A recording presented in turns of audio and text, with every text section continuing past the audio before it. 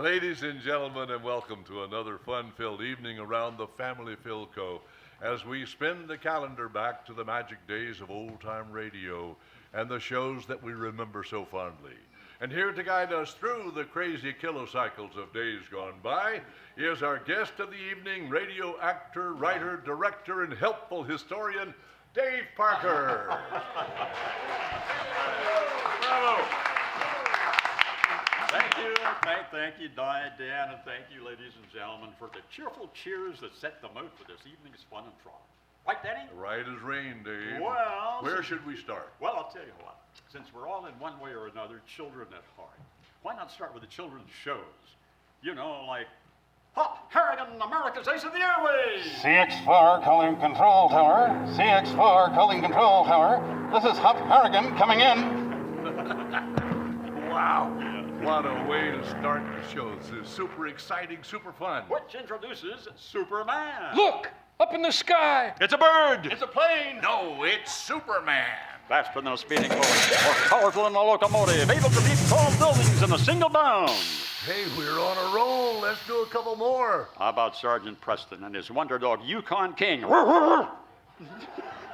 Gold discovered in the Yukon, a stampede for riches in the wild Northwest. It's Sergeant Preston and his wonder dog, Yukon King, as they meet the challenge of the Yukon. On, King! On, you husky!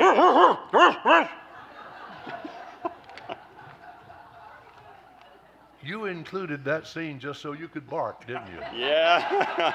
Well, you know, Danny, if you got it, flaunt it. Okay, so moving right along, as we say in broadcasting, how about the Green Hornets? He hunts the biggest game of all. Public enemies not even the FBI can catch. With his faithful valet, Cato, Britt Reed, daring young publisher of the Daily Sentinel, matches wits with the underworld, risking his life that criminals and racketeers may feel the sting of the Green Hornets.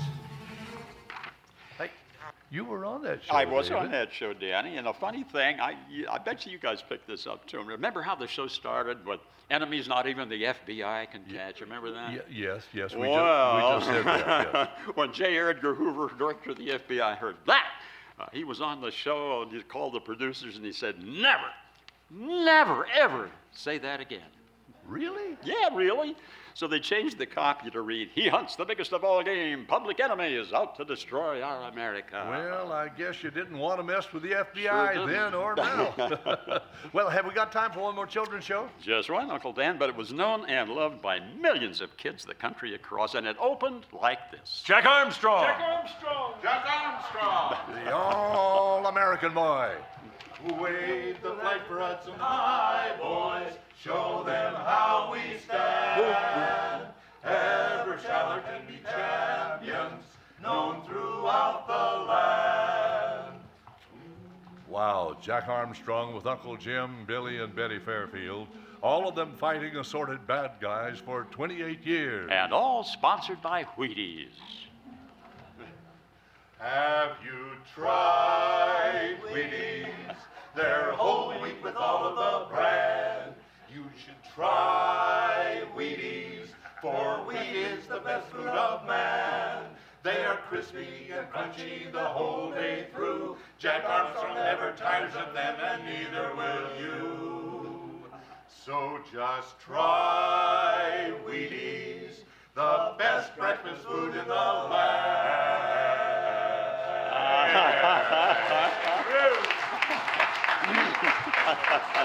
Yeah. You know, that was great fun for singers and for actors. Yeah, it sure was, Uncle Dan, and there was no job on earth more fun than radio acting. No lines to learn, no costumes to wear, just stand at a microphone and read from scripts like we're doing right now. So we really should say hooray for kids shows with or without singing commercials. But how about the shows for the ladies at home? Remember Housewives, as they were called back then. Oh, yeah, the little 15-minute daily dramas of heartbreak and sacrifice. Soap operas, so-called, because so many of the shows were sponsored by soap companies. You know, like Lux, Oxydol, Tide, And Rinso. Rinso white, Rinso white, happy little wash day song. Rinso bright, makes you happy all day long. Hey, you got another one? Yeah, I do. Just one more. Go for it.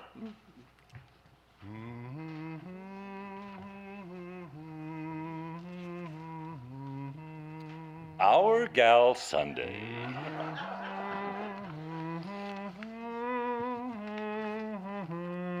The story of an orphan girl from the little mining town of Silver Creek, Colorado, who married England's richest and most handsome lord.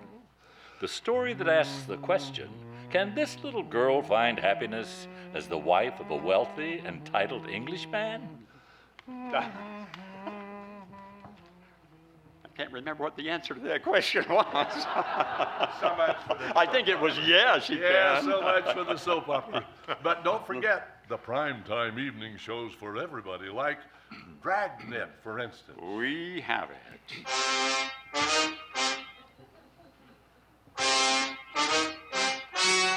Ladies and gentlemen, the story you're about to hear is true.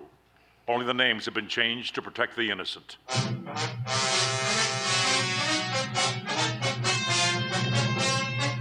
Dragnet, the documented drama of an actual crime from beginning to end, from crime to punishment.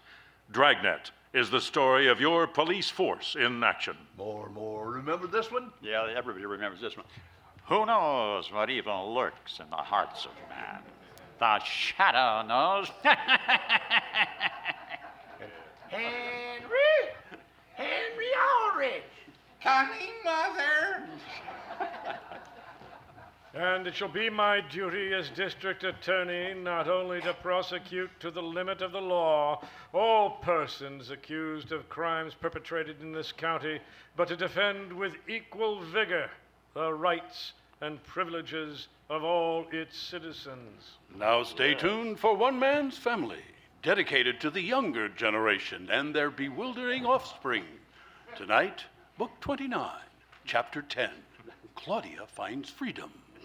This week, as it must to all men, death came to Henry Ford, whose production of affordable cars put Americans on wheels. Missed by many, mourned by few, he was the genius of the production line. Time marches on. The Roma Wine Company of Fresno, California presents Suspense. Tonight, Roma Wines bring you the motion picture star Ronald Colman in a mystery well calculated to keep you in suspense. But you know, Dave, whatever the show, they were sponsored by someone who had to pick up the tab. No question, Danny, no question. Sometimes the commercials were better known than the shows they sponsored, including radio's famous or infamous singing commercials. This first one is supposed to be the very first singing commercial broadcast on radio, and was done by the Happiness Boys for Interwoven Socks. How do you do, everybody? How do you do? Gee, it's great to say hello to all of you. I'm Billy Jones. I'm Ernie Hare. We're the interwoven pair. How do you do, do? Yeah. How about that? And Uncle Dan, how could you ever forget? Pepsi Cola hits the spot. 12 full ounces, that's a lot. Twice as much for a nickel, too. Pepsi Cola is the drink for you. Nickel. You guys are Oh, wonder where the yellow went when you brush your teeth with Pepsodent. And for the men in the audience, Bill Stern, the Colgate Shapery Man, is on the air. Bill Stern, the Colgate Shapery Man, with stories rare. Take Bill's advice and you'll look keen with Colgate's instant brushless cream. You'll be a Colgate brushless fan. and one more for the ladies. Remember that harmony about luster cream shampoo? Dream girl, beautiful luster cream girl. You'll owe your crowning glory to your luster cream shampoo. Oh. Thank you. Okay, thank you. Well, so far this evening, we've enjoyed sharing examples of some old-time radios and most memorable shows, adhering to the scripts exactly as they were presented on the air those many years ago. But now, we would like to present a brief episode of one of the all-time favorite soaps as rewritten by our own Ed Vasgersian in just a slight departure from the original. Here is the romance of Helen Trent as it might be done today by one of our TV stand-up comedy writers. In the cast are Janice Erlinson as Helen Trent, John Erlinson as Gil Whitney, Terry Lowry as Faye Granville, Fred Lacoste as Brett Chapman, and Peter Cleveland as Darcy Granville. Our prime-time, old-time, golden-voiced radio announcer is Duncan Robertson.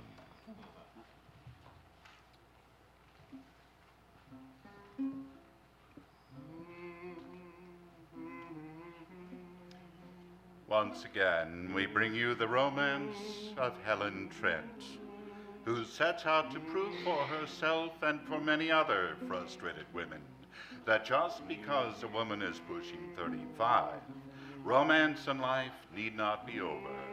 That romance can live in life at 35 and after. Maybe not with the same boring person, but then again, lovely Helen Trent, deeply in love with the ever-handsome, blonde-haired, blue-eyed, ambulance chaser lawyer Gil Whitney, faces the most desperate hour of her romance as Faye Granville, an adventuress as beautiful as she is wacky, has trapped Gil into a false promise to marry her and is on the verge of the eve of making the announcement. Yesterday, we heard Gil say to Helen, Darling, Faye may be a knockout, but still an evil woman. I love you, Helen. I never really asked Faye to marry me. I was kidding. But Faye didn't think so and is now trying to force it. Well, some way, somehow, I'll fight my way out. No, Gil, there's only one way to fight. Find out Faye Granville's past by proving she's a notorious woman. Oh, I've tried, Helen. Faye's covered her tracks too well. I'm going to try. Someone, somewhere, someone knew Faye Granville once. Oh, if there is, Helen, you're not going to find out. Oh, sure, you were always good with crossword puzzles and the Rubik Cube. But Faye and her brother Darcy, well, they're vicious and ruthless as they are cunning. They'll stop at nothing, dear, to harm you if it suits them. And that's the hold they have over me, darling, and you, Helen, my little bunny rabbit. We're going to have to stay away from them. but Helen, who has already taken steps to find out who Faye Granville is. And yesterday, Brett Chapman, the multimillionaire former Mississippi Valley Cotton King, is still in love with Helen, and whom Gil hates with a violent jealousy, brought Helen sexually explicit snapshots she had managed to take of the elusive Faye Granville as a cross-dressing bathhouse attendant. Unaware that Gil is approaching the house through the patio, Helen says to Brett, if we could get these pictures of Faye Granville into the internet, someone might recognize her and stop her from marrying Gil. And that's all you care about, isn't it, Helen? I mean, what happens to Gil Whitney? What about me? I love Gil, Brett. I've never pretended anything else to you. Besides, I understand you're filing for bankruptcy. I'd do anything to stop that woman from ruining his life and mine. Let me have the pictures, Brett. Now, just a minute. Not so fast, Helen, my beauty. What do you mean? The pictures are mine. I took them. But you lost the film, and I found it. I had it developed, and that gives me some claim. Finders keepers. No, Brett. Don't play jokes with me now, you little weasel. I'm nearly crazy over what Faye Granville is doing. Well, suppose it doesn't suit me, my darling, to turn over the pictures to you. After all, it's to my advantage to see Faye Granville hog-tie our precious Whitney and leave you free. Because when you're free, Helen, you'll be mine. Oh, mine. In fact, you were once engaged to me, remember? I loved you, even before your breast implants and hip replacement. Well, that was a long time ago. Oh, sure, I may have faked it with you a few times, but I don't love you, Brett. Don't think you can force me to. Oh, no, not now. Not while you have Whitney and his fool mistakes to moon over. You say you faked it. Well, anyway, after Gil is married to Fay... No, Gil. Whitney will never marry that evil woman. Well, I've seen Fay Granville operate. I mean, she once was a White House aide, you know. And in fact, no man is smart enough to get away from her, if she doesn't want him to. I don't believe that. And besides, Gil's wife, Cynthia... In name only, that henna-colored witch. Call Cynthia anything you please, but she still holds the legal strings. In fact, she's leaving for Mexico right after Fay's divorce party, providing Fay the opportunity to marry Gil. You haven't a chance, my pure, noble, beautiful goddess. Oh, Brett, if you've come here to bully me... No, I came here to make love to you. I brought you the snapshots of Fay Granville, didn't I? And I have others, too. I mean, other women, if you'd like to see. Oh, don't be a twerp. Not others. Give me Fay's if you have any... Honor? Is that the word? Well, I haven't any when it comes to you. I want you, Helen. And I'll try every trick in the book to get you. I mean, could anything be fairer than a warning like that? Now, Brett, please, let me have the pictures. And what do I get for them? Are you bargaining with me? You bet I am. My price for the pictures is that you go to Fay's party with me when she announces her engagement to Gil. Well, Gil has forbidden me to be there. You want the pictures, don't you? That's my price. I see. You think you can buy me as you do everything else in your life. Well, all right, I'll go with you, Brett, for the pictures. Plus, I want a kiss. What? A real kiss, but between a man and womankind. You know, the kind of kiss that makes me feel nasty. Ew, Brett. Price of the pictures. You want them? The only chance I have to save Gil. Yes, I want them. And I want you, oh my darling, my divine fire and marble Helen. Oh my God, how I want you. Kiss me. Yes, Helen, kiss him. That's what you want to do, you dime-a-dance trollop, you. Gil!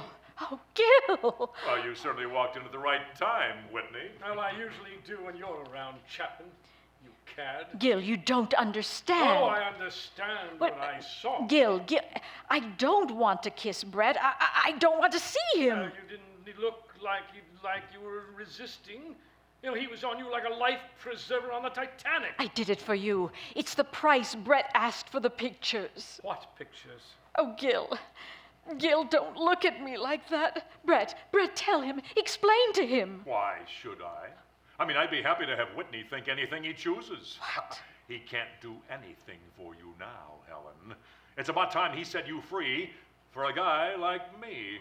He's nothing but a lawyer. I mean, I can give you the world. Gil, don't listen to that. Brett has some snapshots I managed to get of Fay Granville, and... I thought I told you to stay away from Fay, Helen. Gil, Fay has never permitted her picture to be taken. I thought if I could get it in the newspapers or put it on Facebook, someone would recognize her. Gil, are you listening to me? Give me the pictures, Helen. I said give them to me. Here they are. Gil, with these pictures, we have a chance with these photographs. What are you doing? What are you doing? This is what I'm doing. Gil, don't tear them. Don't. They're our only chance. Gil, don't you realize this will get you out of this trap with Fay Hassett? Brett, please, stop him. Oh, not me. Gil, stop. Oh, Gil, you've destroyed them. You've torn Faye's pictures into shreds. Yes, I have, Helen. I'd rather spend the rest of my life fighting Faye Granville than let anything Brett Chapman has to offer come into your home, Helen. Now go ahead. Kiss him if you want to. No French kissing and not for a price. Oh, Gil. Gil, you've ruined everything with your terrible jealousy. he certainly has. And that's the guy you love, eh? Yes, Brett, I love him.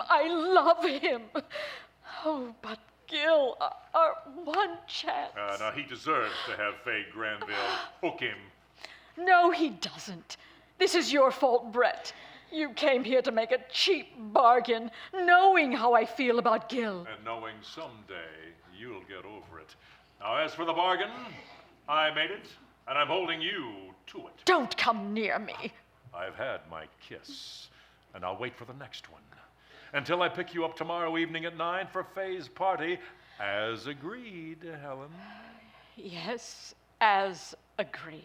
Well, good. But I'm not going because you forced me to, Brett. I'm going because I must.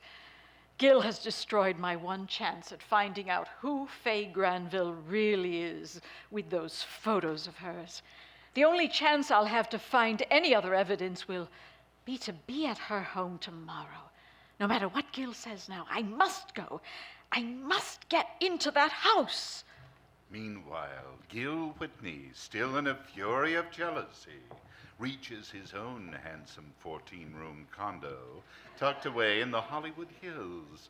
He enters the dimly lit hall, steps into the living room in semi-darkness, and stops as he hears an all-too-familiar giggling. Gil, darling. Faye, what are you doing here? I called you, darling, and got no answer. I even texted you. Well, it's my man's day off. I was out picketing for world peace. I know you were out. When you weren't at the office and you weren't at home, I knew where you would be. Drove past Helen Trent's house, the woman who's pushing 35 and thinks romance in life need not be over, that romance can live in life at 35 and after, and maybe not with the same boring person, but then again.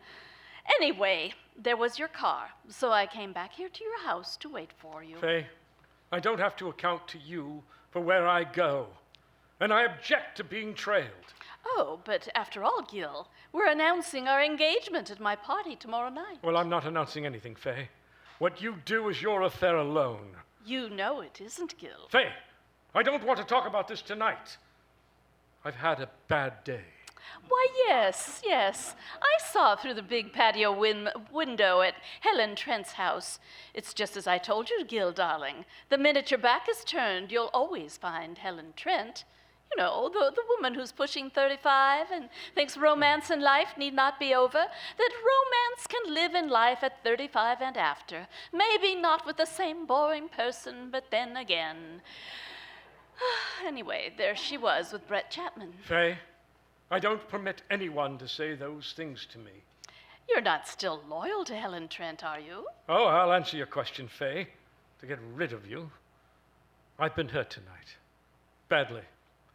And I'm a wildly jealous man. Oh, it'll take me a while to get over it. I may have to join the Foreign Legion. But if you ask me, do I love Helen Trent?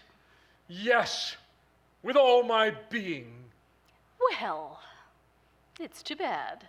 But I intend to spend the next months of my life taking your mind off Helen Trent. The woman who's pushing 35 and thinks romance in life need not be over, that romance can live in life at 35 and after, maybe not with the same boring person. But then again... Oh, Faye, I told you I'm tired. Look, I've had a rough day. Now, don't come here threatening me.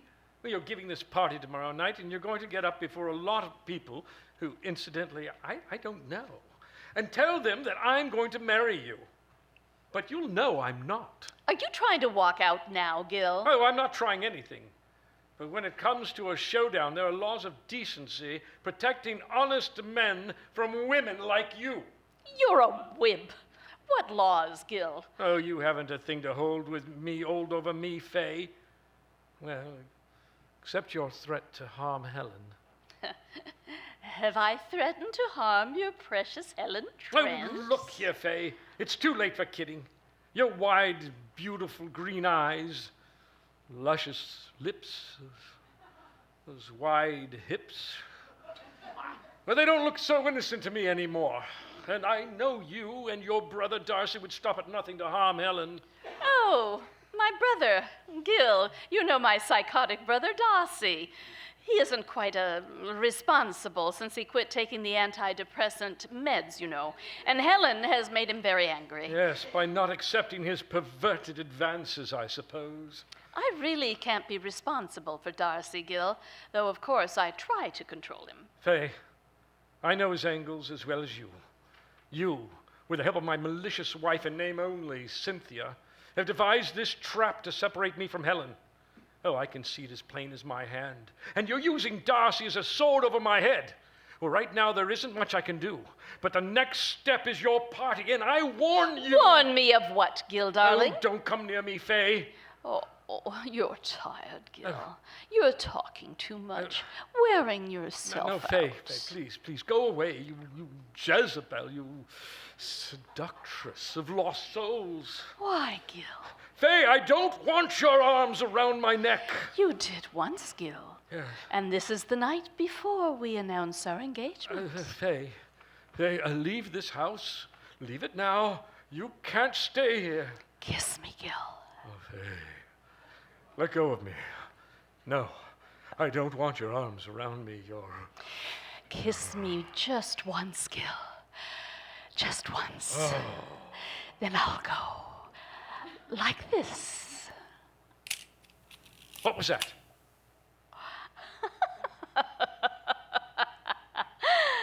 Recording our kiss for posterity, Gil. You can come out from behind that sofa now, Darcy. What have you done, Fay? What's the meaning of this? Well, Helen thought a picture of me would be so valuable. So my brother Darcy and I decided to get one of us, Gil. You and me.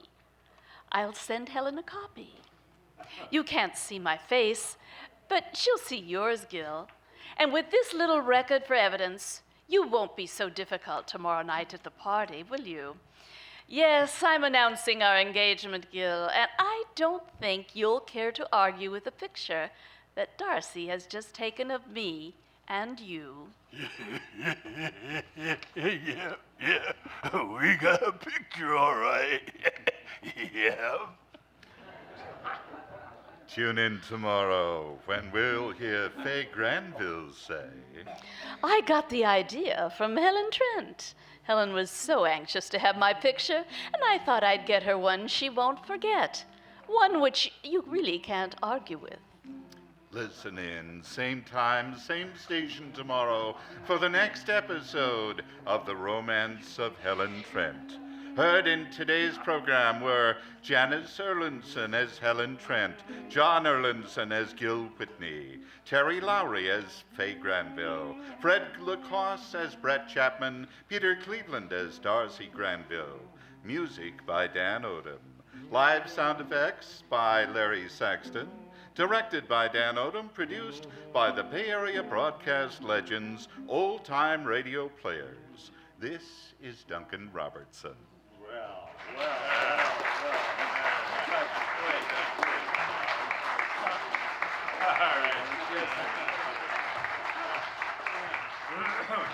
Out of sight. Done in traditional style with just a wee bit of a twist as far as the plot was concerned. And we hope that you enjoyed it. But now we come to the pièce de résistance of our evening's presentation, where we lean heavily on the one member of our company who actually was an actor in old-time radio. I'm speaking, of course, of Dave Parker, who was a member of the original Lone Ranger cast and brings a rich background of knowledge and authenticity to these offerings. And we welcomed him before, but I think it would be highly appropriate to re-welcome him now as we prepare to present our Lone Ranger adventure tonight. Dr. David Parker. Hey.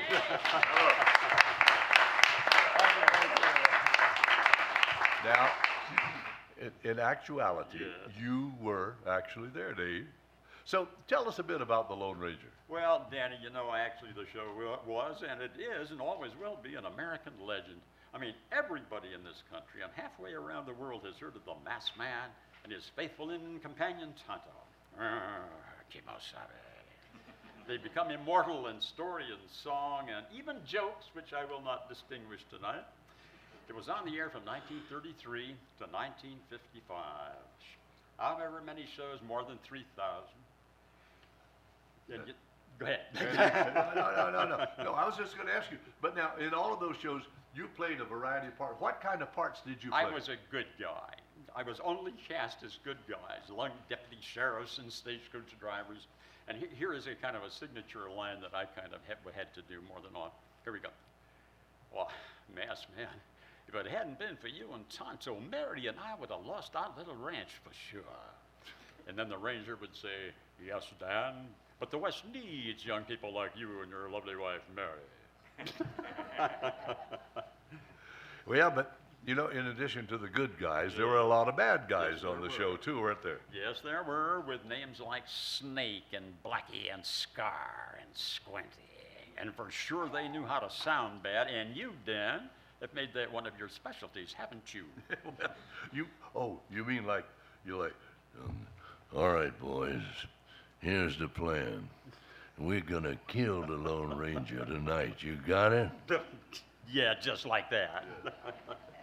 Yeah, but tonight I get to play the Lone Ranger announcer, and I get to do something that's a little different. But it was done quite often in old-time radio when, for any good reason, one person who was scheduled to do a part was not able to do it. Another actor who had a part already would then do two parts. And tonight I get the opportunity to do that. So, you know, I did that. I'm going to do the announcer for the Lone Ranger, much like your close personal friend, Fred Foy. The late Fred Foy. Wonderful man. Well, Danny, that demonstrates your versatility. And on that note, we return to those thrilling days of yesteryear, when out of the past came the thundering hoofbeats of the great horse Silver.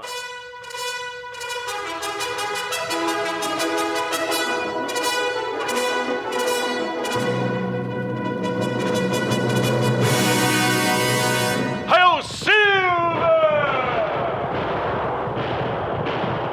A fiery horse with the speed of light, a cloud of dust, and a hearty "Hi-Yo Silver, the Lone Ranger!"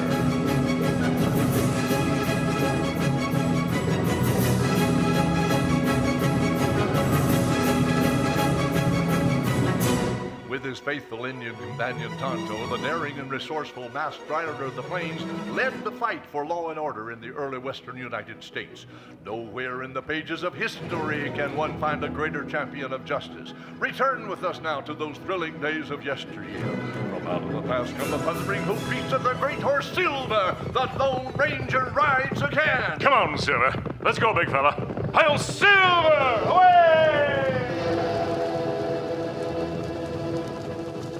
Late one afternoon, the Lone Ranger's Indian friend Tonto entered Marshal Jack Forbes' office in Copper City in northern Texas. How, Marshal Forbes? Yeah, who's that? Well, I'm the two-tooed grasshopper Tonto. How in the world are you? Oh, me fine. But where's the Lone Ranger? Him up in hills, north of town. Well, I reckon the two of you come to this part of the country to see your old friends Clarabelle, Hornblow, and Thunder Martin. No, we not come to see Clarabelle and Thunder this time. Oh? We come this way look for crook named Shelby. Shelby? Shelby? I never heard of the critter. Well, him wanted for murder in Kansas. We trail him long time. Well, you must have. You followed him this far. We lose trail 2 days ago. Masked man hope to find killer straying in hills. Him send me here to tell you, be on lookout for feller with big scar across forehead. Huh. Well, where'd you lose his trail, Tonto? On north side of Sunflower River. I haven't been able to pick it up since, huh? No. Well, if he's the killer, sooner he's captured, the better. That's right. I'll tell my deputies to be on the lookout for this Shelby fella. And then I'll ride to the Lone Ranger's camp with you, and all three of us will look for the rat's trail. That's good.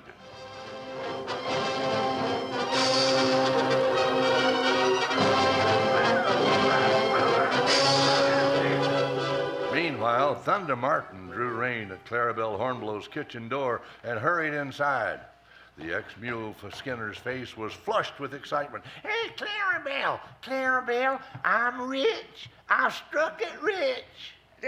What do you say? I found gold, Clarabelle. My luck has changed. I'm through working for wages. I'm gonna be a millionaire. Oh, hold on your thunder. It's the greatest thing that ever happened to me. When I saw that gold, it just blew me away. Will you quiet down, you mutton-headed idiot?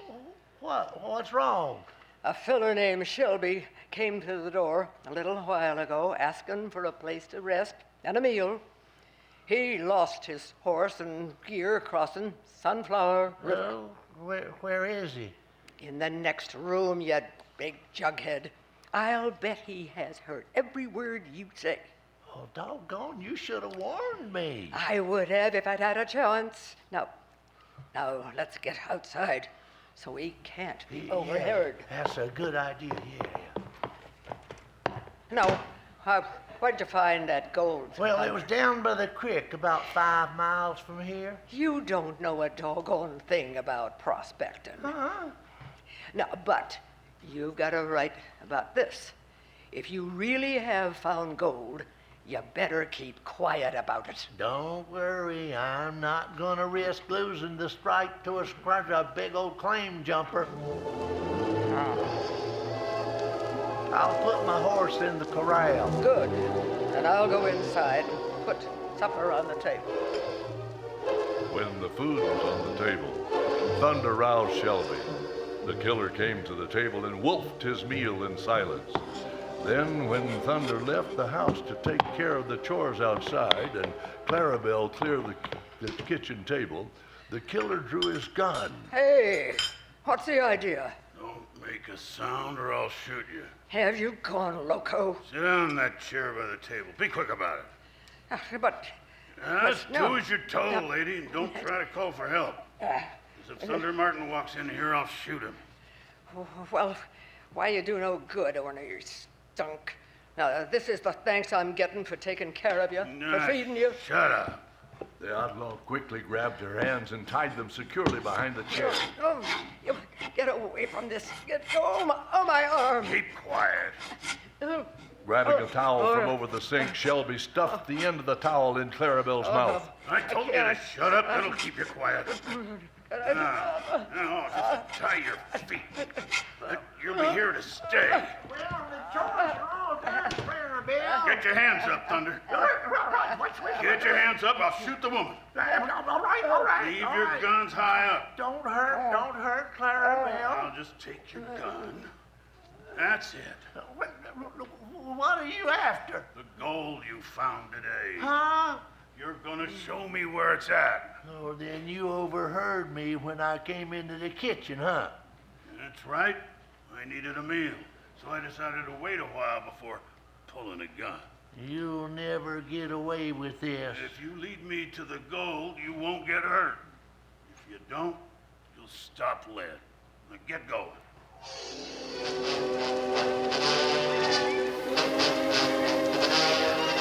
Meanwhile, the Lone Ranger, Tonto, and Marshal Forbes found Shelby's runaway horse quietly nibbling grass a short distance from Sunflower River. After examining the animal's tracks, the masked man and Tonto realized what must have happened. Soon afterwards, they found Shelby's trail heading south on foot. Darkness was falling when they set out to follow it. Okay, come on, Silver. Come on, boy. Let's go. Let's go, Silver.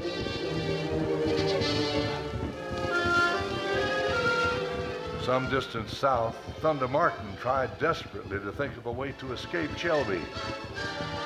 The creek where he had accidentally struck gold was west of the ranch, but Thunder, with Shelby close behind, headed east, hoping to meet a rancher or a friend who could help him.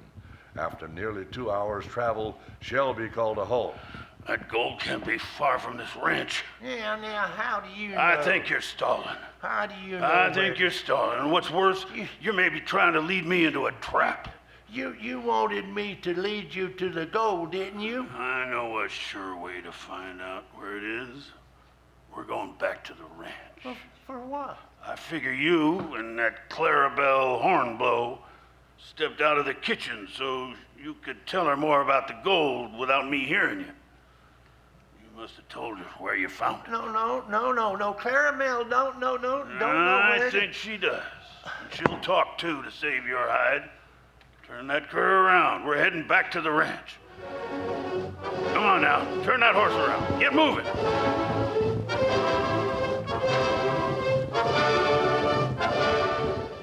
In the ranch house, Clarabelle, struggling with ropes that held her, rocked her chair back and forth and slowly managed to move it close to the stove.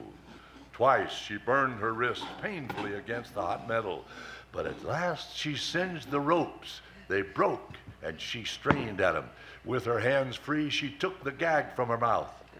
Now, to untie my teeth. She ran outside, intending to go for the marshal, but her favorite Palomino horse was gone. Well, that no good thieving hopehead has taken him. Clarabelle quickly saddled another horse. Steady, easy. The sooner I get to Marshal Forbes, the better. All right, let's get up, boy. Come on, get up.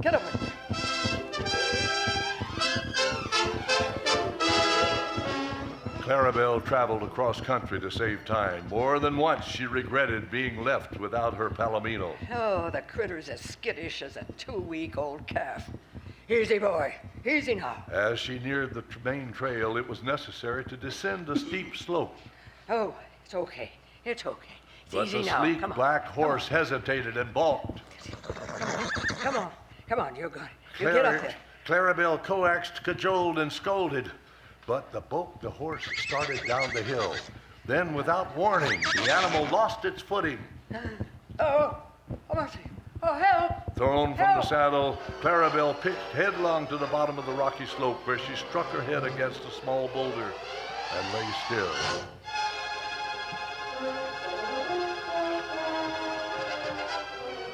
A short distance away, the Lone Ranger, Tonto, and Marshal Jack Forbes approached.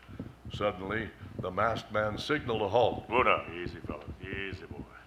Jack, did you hear someone call for help? Yeah, I thought I did. Me here. It sounds like woman. Well, come on. Let's investigate. Come on, Silver. Let's go, boy. Let's go. Come on.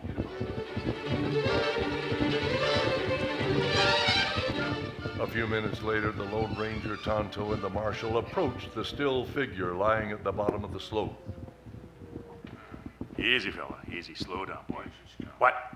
It's Clarabelle. Yeah, she's unconscious. Looks like she took a header down the slope. Well, she must have struck her head when she fell. Bad cut on forehead, Kimasabi. The masked man gently checked Clarabelle's wrist to see if she was still alive. Her pulse was strong. Then he saw the burns she had suffered freeing herself from the ropes. How bad she hurt? I don't know, Marshal. Her wrists have been burned. It looks as though they've been tied. Yeah, with a cut like that, she could have fractured her skull. Well, I don't think so, but she may have suffered a concussion. Me bandage cut on head. Bandage your wrist too, Tonto.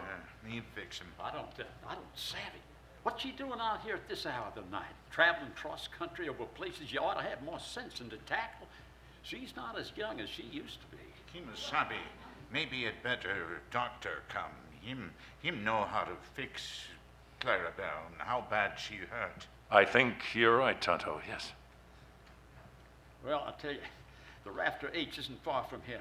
Now, I'll go there and I'll ask Thunder Martin to bring a wagon so she can be moved. Good idea, Jack, yes. Oh, there, easy. What about the doctor? Well, Tonto, we'll ride to town to get the doctor. All right, I'll be back soon with Thunder. Okay, get up there now. Get up. Me hope Clarabelle not hurt bad. I'll stay with her till you return, Tonto. That good. All right. Get him up, Scout.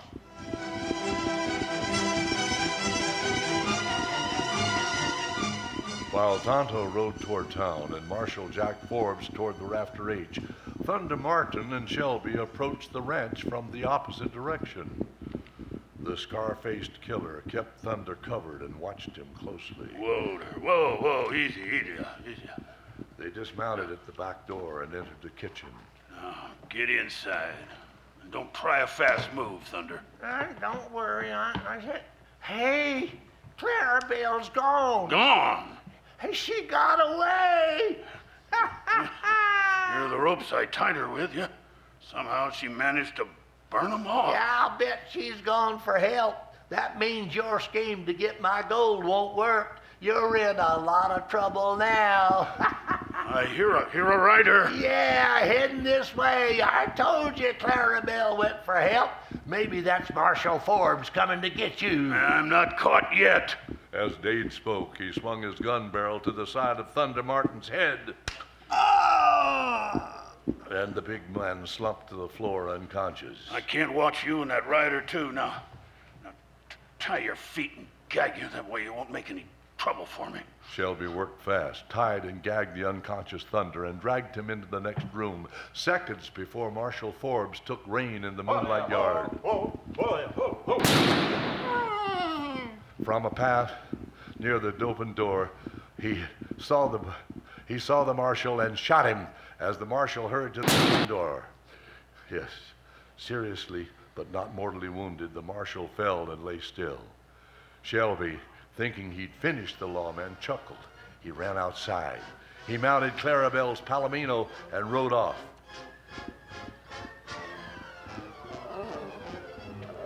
Meanwhile, at the bottom of the ranch, at the bottom of the slope where the Lone Ranger waited with Clarabelle, she stirred and groaned weakly. Easy now, girl. Where am I? Well, we found you here just a short time ago. What? The Lone Ranger? Is it really you? Yes, Clarabelle. Why, I thought I was dreaming. Well, Tonto, Marshal Forbes and I found you. What happened to your wrists here? I burned them, trying to get ropes off after I was tied up. Thunder and I need your help now. Who tied you? A scar-faced critter who was coming to my place afoot, asking for a meal. I didn't want to turn back a fellow that got down on his luck. No, wait a minute. Was this a scar-faced man? Is the scar across his forehead? Say, how'd you know? He's wanted for murder. What? For great sakes alive. Tonto and I have been following him for some time now. He's in my place now, or some other place around, but he's captured Thunder and me, and he's a killer. Oh, poor Thunder. Tell me, did he rob you? He wants to steal Thunder's gold claim. Mister, you gotta go. You gotta do something. Please, save poor Thunder. Well, Marshal Forbes is on his way to the ranch right now. Oh, this critter's smart. He might be able to fool the marshal. Fool him long enough to get a drop on him, and then kill him. Now look, Clarabelle, I don't want to leave you. In fact, Tonto went to town, and he's there to get the doctor. Oh, I'm not feeling first rate, but I'll be a whole lot better if I know that you're on your way to the ranch to help Thunder. I'll be all right here. Tell me, do you have a gun? No. I have a spare one in my saddlebag. In fact, I'll leave it with you. And then you'll go back to the ranch? Yes, yes, I will. In fact, Tonto will return with a doctor very soon.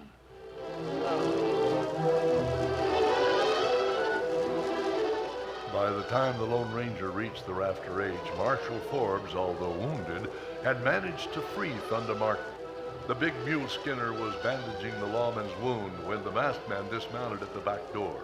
As briefly as possible, Thunder explained what happened. I was planning to go after that rattler as soon as I finished fixing the marshal's wound, mister. Shelby gunned me down and he rode away as if the devil himself went after him. Well, he has a good reason to run. In fact, he'll hang if he's caught. But then my guess is he's trying to reach the border. Well, then I'll go after him. He's riding to Clarabelle's Palomino. Thunder quickly finished bandaging the marshal's wound. That takes care of your wound, Marshal.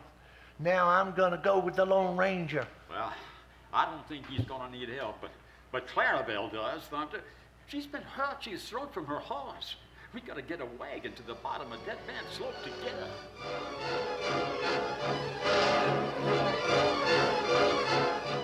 Torn between his loyalty to Clarabelle and his desire to see Duke Shelby captured, Thunder reluctantly agreed to harness a team to a buckboard. And a few minutes later, he and the wounded lawman left the ranch. Miles to the south of the ranch, the Lone Ranger's great white horse raced across the fields after Shelby. The outlaw's trail was clear and easy to follow in the brilliant moonlight. I'll soon! The powerful stallion responded with a sustained burst of speed, bringing him closer and closer to the fleeing killer. Presently, the masked man saw Shelby ahead. The mighty Silver began to close the gap separating them. Shelby heard the thundering hoofbeats, and he turned to look over his shoulder. You're finished, Dade. He recognized the masked man as the Lone Ranger. In a sudden panic, he snatched his gun from his holster and yelled, Back off or I'll kill you! I've followed you all the way from Kansas, You're Shelby. asking for it! The frightened killer fired hastily. His shot was wide. He fired again and again, but his riding threw his aim off. Trying desperately to stop the Lone Ranger, the outlaw kept firing, and the Lone Ranger counted the shots. When he knew the killer's gun was empty, he brought the racing Silver close to the Palomino, reached down and grabbed Shelby, and both men fell to the ground. As the men hit the ground, Silver and the well-trained Palomino slowed to a halt. The one Lone Ranger leaped to his feet, and he pulled Shelby up. All right, now look. On your feet, Shelby. Because I have a new score to settle with you, do you understand? In fact, you've hurt your last innocent person. Clarabelle Hornblow and Thunder Martin are friends of mine. Shelby, seeing that the Lone Ranger's gun was still holstered, and in a desperate attempt to get away, took a swing at the Ranger, but his blow missed the masked man's chin and struck him harmlessly on the shoulder. The Ranger countered with a well-directed blow that nailed the killer on the chin. Then he drilled a fist to his stomach, and the killer reeled backwards. He finished him off with a powerful blow to the shin. And while Shelby lay senseless on the ground, the Ranger tied his hands and made sure he was disarmed. Then he shook the killer awake enough to put him on the Palomino, and they both headed back to the Rafter H.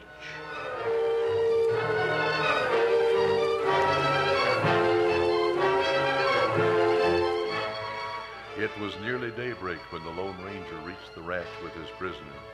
Doc Simpson was there with Clarabelle, Marshal Forbes, Thunder Martin, and Tonto. The masked man offered to help the wounded lawman take Dade to jail. Well, I sure could use some help, mister.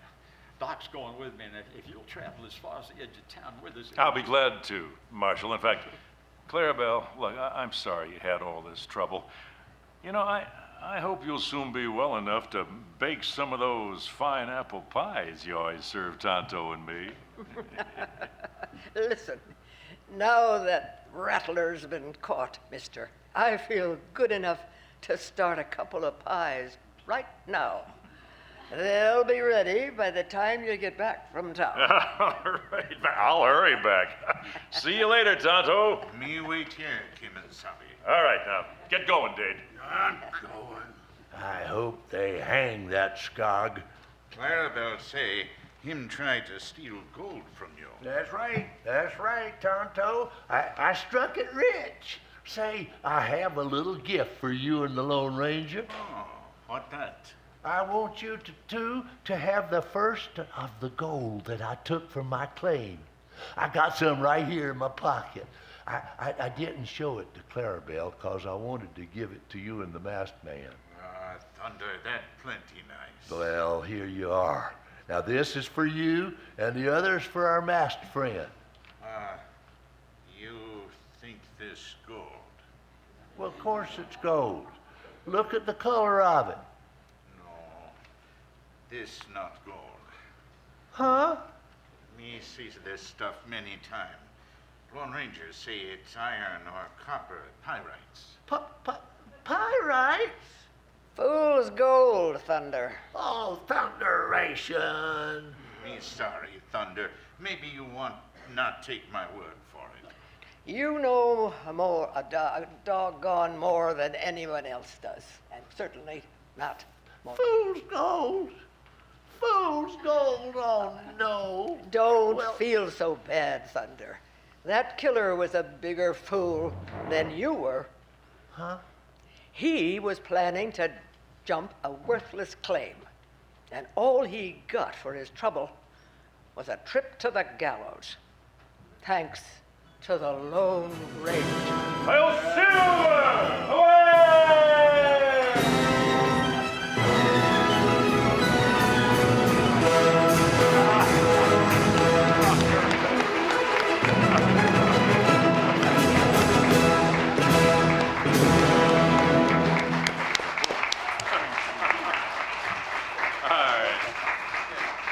Well, thank you very much. Ladies and gentlemen, the Broadcast Legends old-time radio players. Yeah. Here we are. Thank you.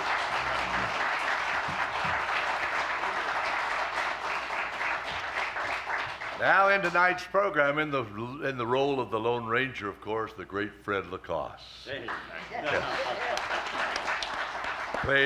Playing Tonto was Duncan Robertson, who, by the way, was responsible for engineering the recorded music and the sound effects tonight. Playing Clarabelle Hornblow was Joan Parker, who just happens to be the wife of Dave Parker, who played Marshal Jack Forbes. Peter Cleveland excelled in the role of our bad guy tonight, Dade Shelby. And I was honored to play both the roles of announcer and Thunder Martin. Thank you. Now, Bill Figge was the master at the soundboard back there with all the music cues. And Eric Halden made sure that we heard the gunshots and all the recorded sound effects at the proper time. But you know, two of the busiest people on stage were Linda Odom and Larry Saxton, who provided all of the live sound effects.